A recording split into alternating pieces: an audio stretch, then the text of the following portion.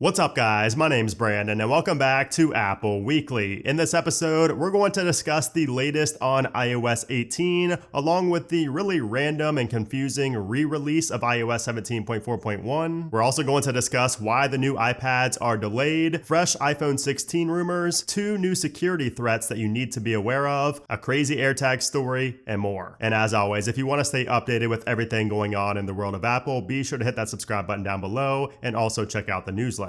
Okay, so before we talk about iOS 18, let's discuss iOS 17.4.1 because, as you guys know, this was released last week to the general public. I did make a video here on the channel. It was a very minor update. It was really only a few bug fixes and security enhancements. However, what's strange is that just this week, on a random Tuesday night, we got an update for iOS 17.4.1. It was a re-release of the software, but it was only available on the computer. It was only available as an IPSW file, which meant that you had to manually update to it via your computer. And the build number was very similar. So 21E236 was the original build number, and this new re-release is 237. So just one build higher. Now, I've had a lot of people ask me, should I go ahead and update to this? Should I download the file and update my phone to this new build of 17.4.1? And I would say no, it's probably not necessary, because if Apple thought that this update was necessary, they would have sent it out to everybody via an over-the-air update. We would have seen that populate on our devices if this was an important release. And that's the whole reason I never even made a video on this re-release, is because it's so insignificant, at least with what we have now. The details that we have now, nothing proves or nothing points to this update being of any significance. And by the way, this update has nothing to do with the new iPads. That was already confirmed that there are no references to the upcoming iPads in this new re-release of 17.4.1. So yeah, very confusing all around, and we still don't have an update on 17.5 beta 1. However, we did get an update from Mark Gurman that says that the development is ending next week. So we should see 17.5.1 as early as next week, but as you know, we've been saying that for a while now and nothing has come of it, but we'll talk more about that here in a moment. Now, I did just want to let you know that we are currently running a contest in the Apple Den Discord server where whoever shares the best iPhone or Mac tip or whatever tech tip in that channel, the winner's going to get $50 and a shout out in next week's Apple Weekly episode. And we have many other contests coming and a lot more fun stuff planned for WWDC as well. So make sure you are in the Discord server. Okay, so now let's talk more about the performance and the battery life on 17.4.1, because I've seen a lot of people on both builds. So the original build, which I'm currently still on the original build, I did update to the new build on my main daily driver device, and I've not noticed any difference whatsoever in the two builds. And most people I've seen, in the Discord server, in the comments, nobody's really been able to tell any difference between the two builds, and that's probably because there is probably nothing really big that's changed between those two builds, aside from maybe an additional security patch on the back end or something like that. You're not going to see any changes in performance or battery life when you're only one build higher like that. But as far as the overall performance on 17.4.1, I've seen nothing but great things from everybody who's updated to 17.4.1. And in my initial video, I mentioned how you probably won't see a big difference going from 17.4 to 17.4.1, but I've actually been pretty surprised at how many people said that 17.4.1 did fix some of their issues that were going on with 17.4. Now, that was not me personally, and most people did not have, a big difference going from 17.4 to 17.4.1, but there were a good amount of people who did see a lot of bug fixes and a lot of battery drain issues fixed with 17.4.1. So that was great to see. So far, the overall consensus is that performance is great on 17.4.1. Now, I am going to go ahead and run a fresh Geekbench score just so we can see how it's running. All right, so we scored a 2950 on the single core and a 7253 on the multi-core. So that single core is higher than what we've received in the past. It looks like the last time it was that high was on 17.4 on March 6th, but you can see it was higher than what we scored before. However, the multi-core is a little bit lower than the previous couple of runs. But again, no real complaints from me. And the same goes with battery life. Battery life has been just fine for me. I am going to pull over my main device here to see how I've been doing in terms of battery life, especially with this new build of 17.4.1. So over the last 10 days, it looks like I have been using my phone a little bit more this week, at least on Tuesday and Wednesday, but you can see how the battery usage compares right there. So not a big difference, if any difference at all, from the first build of 17.4.1. Okay, so now let's talk about what to expect next from Apple. And I have this tweet pulled up right here because I want to show you that Mark Gurman did say over on Twitter or X that beta 1 development for iOS 17.5 finishes next week. So he says finishes, the development finishes. That doesn't necessarily mean that the software is coming next week, because a lot of times we see the software release, and if you look in the code, it shows that the build date of it was the week prior, sometimes a couple of weeks prior. So we could see 17.5 beta 1 as early as next week, but just because the development finishes does not necessarily mean that we're going to actually see the software release to developers next week. So of course I am hoping that we see 17.5 beta 1 next week, hopefully on April 2nd, but I just wanted to clarify that that tweet does not confirm that we're getting a release next week. But again, I hope we do see that. It's been a while since we've had a new beta. And I did also want to mention that we're probably going to see 17.5 beta 1 before the new iPads get announced. And we'll talk about that here in a moment, but I do not think the two are correlated now because of what we're going to talk about here in a moment with the iPads being delayed. Okay, so now let's talk about iOS 18, because as you guys know, I did make a video on this. The Worldwide Developers Conference has been officially confirmed for June 10th,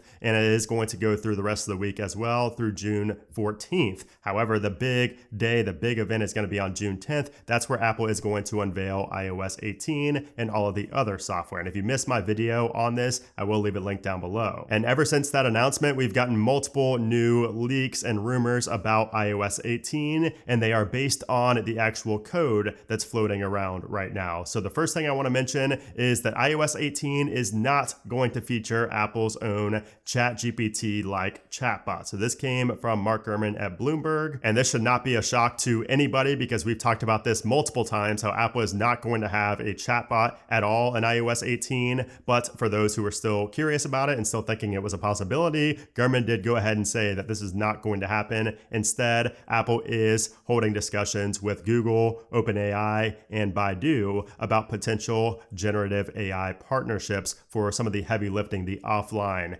AI and generative AI. I would expect Apple's LLMs, their AI, to be integrated more into the back end of applications like Messages, Safari, Notes. All the first-party applications are going to get these AI features. Maybe not all right away. We're probably just going to see a few right away, but a lot of the AI features, based on Apple's own in-house LLMs, are going to be in first-party applications. It's not going to be like something where it searches the web and it's inside of Siri. That's not what we're going to have with iOS 18. But it will be very interesting to see what Apple does in terms of the partnership with OpenAI or Google or whoever they decide to partner with for that chatbot-like feature or for any of the offline generative AI features. Now, we also saw some new rumors about the Maps application getting some love. Apple Maps is going to get some new features with iOS 18, so it looks like we might be seeing custom routes for Apple Maps with this update, and also the iPhone gaining topographic maps support. So this is currently an Apple Watch specific feature. It's a watchOS feature, but this could be coming to the iPhone maps as well, Apple Maps on the iPhone. And of course, we are also expecting the home screen customization in the form of being able to place blank widgets and blank app icons around on the home screen to create kind of a layout that you like. And I would expect to see further rumors and further details about iOS 18 leading up to the Worldwide Developers Conference in June. So stay tuned for more rumors on that. Okay, so now let's talk about the upcoming iPad Pro and iPad Air, which we've been waiting on for a while now. We originally heard that these are coming in March, and then we heard they're coming in April, and now we're hearing that they're coming in May. So this news comes from Mark Gurman, who says that Apple's going to introduce a new iPad Pro and iPad Air in early May. And he says that the reason for the delay is because of the OLED panel supply issues. And we got further details and kind of confirmation of this from a report out of Korea, and they said that Samsung has been facing poor yields of the 11-inch OLED panels and has been unable to meet Apple's order quantity. And this is what has led Apple to transfer some of the orders to LG, where they are now likely to supply 60% of the panels of the upcoming iPad Pros. So it looks like Apple is really facing some issues with the OLED panels, which this will be the first time that we get OLED on an iPad. So it is understandable to have these delays for something that Apple is doing for the first time. It's just frustrating that we keep hearing month after month they're coming, And now it looks like hopefully early May is the final timeline for these. Hopefully we actually see them then. And as far as I know, the iPad Airs are ready and the iPad Pros are the only thing that's kind of holding this release back. But in my opinion, at this point, just wait till the Worldwide Developers Conference to release them. I mean, you might as well, unless Apple has something else planned for WWDC that I don't know about yet. It just seems like you may as well wait and get it right, if it's only going to be a month difference. But who knows? We'll see. It looks like the software is also an issue. It looks like Apple is also, delaying these, because they're taking their time with these, I should say, because they are still working on some software features for iPadOS 17 for these specific iPads. So it makes me wonder what type of, new iPad specific feature we're going to get with these OLEDs. Maybe we'll get standby mode on the iPad Pro. That's a possibility. It's hard to say, but there is something in the software that's going to be exclusive to these new iPads, at least the new iPad Pro. So that will be interesting to watch for. Now, we also got a few new updates on the upcoming iPhone 16 and 16 Pro this week as well. So it looks like the A18 Pro chip that's going to be coming in the iPhone 16 Pro models is going to feature a larger die for increased AI performance, along with an upgraded neural engine with significantly more cores. So this is kind of a given, but it was nice to see confirmation that the die is going to be bigger in the A18 Pro chip and that Apple is going to continue with these Pro chips. And we also saw that the iPhone 16 might come in 2 new colors with rose and space black. So it looks like Apple might actually be getting rid of the titanium color, which would really be a disappointment. That was the best-selling color and the best-looking color by far, in my opinion. So I hope they keep the natural titanium color around, but it looks like we might be getting a couple of new colors this year. But of course, stay tuned. Apple, I'm sure, is testing a lot of different colors right now, so that could change. And then we also saw the new capture button that's coming for the iPhone 16. This was shown off in a third-party case. You could see the cutout there, and this is going to be apparently below the power button on the right-hand side of the phone. And we still do not know for sure what this button is going to do, but of course it is related to the camera. And then also this week, we did see some fresh new iPhone 16 dummy units that have been shared. And this one's interesting because the 16 Pro and Pro Max are rumored, at least based on these dummy units, to have 6.3 inch and 6.9 inch displays respectively. So we might actually be seeing the screen increase in size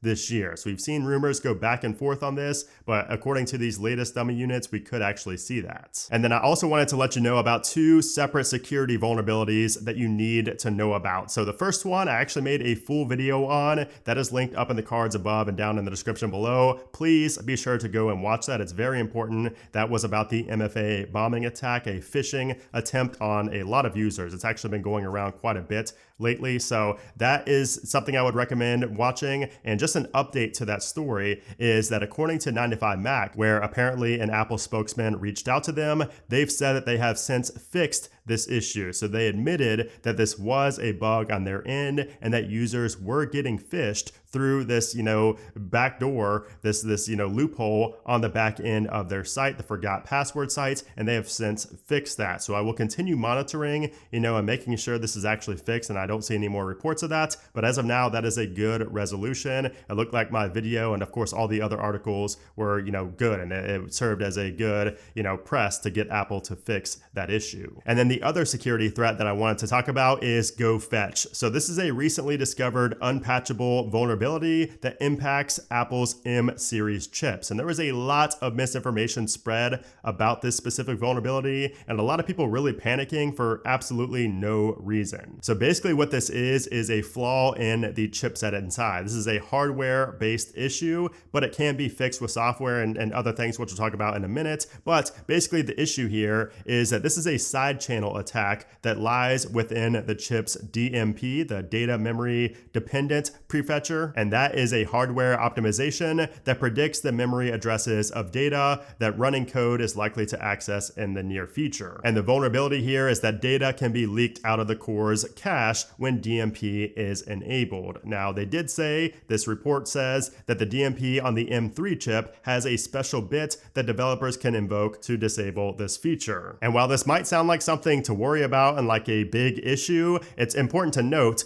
that a ex-Apple security engineer said this on X, if you're panicking about GoFetch, you shouldn't. It does not apply to Apple SoC's hardware cryptography, which protects your data. The exploit uses cache timing to make constant time software crypto algos lose their constant time guarantees, which can leak keys. So I would imagine that the people that this would impact is very, very small, but who knows? It is still interesting to see an unpatchable vulnerability, pointed out there in the wild, but I just think there was a lot of misinformation about people thinking that their data and any encryption key can just be stolen because of this. That's not entirely the truth, and again, it has been patched in the M3 chip, or at least it can be disabled with the M3 chip. The only downside to this whole issue is that if you want to disable it in general, it will lead to performance loss. And I will say that a lot of this information went way over my head, so I will leave the specific details down in the description below if you're smarter than me in this area and you want to read more about it. And then finally, just as tradition here on the channel, let's talk about another crazy AirTag story, and this one is really wild. So a woman who was 3 months pregnant was involved in a car accident in Memphis that seemed to be a planned hit, because after being hit in the intersection, the man driving the car that hit her had a black mask on and a gun drawn. When she saw the gun, that's when she tried to pull into a nearby firehouse, but the carjackers blocked her car and forced her out of the vehicle in front of 3 firefighters. There were 2 men, both with guns pointed at her, forcing her out of her car, and she said, quote, "All I did was get out of the car. I don't want to risk my life, and I already knew I had tracking in my car." And that tracking, as you guessed it, is going to be the AirTag, but you won't guess where it was hidden because, she said that even though the firemen called the police, nothing came of it until later that night when the woman received a notification on her iPhone that her AirTag was nearby. She said that when she looked at it, it brought her to a location near the apartment complex, and immediately she called police and gave them her case number. But the dispatch apparently said that they'll try to have police go out there, but that they're too busy right now to do anything about it. So the pregnant woman, being too afraid to look for the car herself, which I don't blame her, she went to sleep. And when she woke up, the AirTag was now at the city impound from cops who towed it. And as you can see, the carjackers ripped out her rear view mirror to disable her BlueLink car finder system, which is a tracking system, but they didn't know that the saving grace here was a hidden AirTag tucked inside of the pages of a Bible in her car. She said that she does this because thieves are not going to steal a Bible.